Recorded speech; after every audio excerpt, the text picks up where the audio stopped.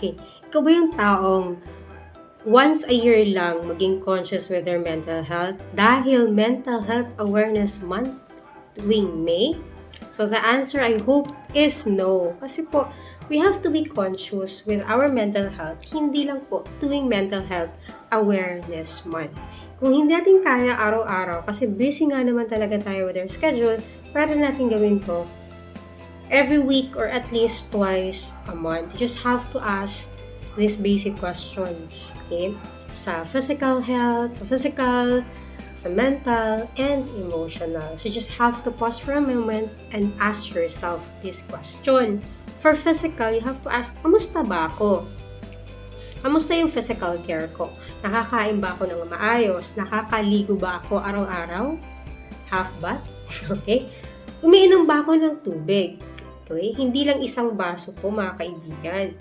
Kundi may certain amount po na kailangan inumin natin for women and for men.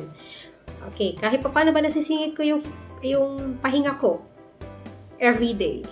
Okay, o kahit man lang meron akong me time for me every week. For mental check-in, ano ba yung madalas na laman ng isip ko lately? Ano ba yung madalas na content ng thought ko? Is it negative? Negative di ba yung self-talk? How about emotions? No? Ano ba yung nararamdaman kong emotion most of the time o this week o this month? So, madalas ba akong galit? Baka nasobrahan sa chicharon. So, dahan-dahan lang ho. Malungkot ba ako? Masaya ba ako? That's good. Kinakabahan ba ako? Baka naman sobrahan sa kape. Or kalmado. Right? So, kahit sa simpleng bagay na pagtatanong sa sarili, malaking tulong na rin po ito para kahit papano naman, maunawaan mo yung sarili mo. At the same time, makakaisip ka o makakahanap ka ng solusyon dun sa particular concern na yon na nagdulot ng behavior, emotions, and thoughts. Yan.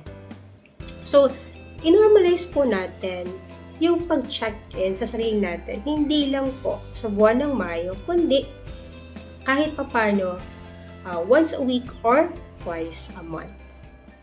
That's it.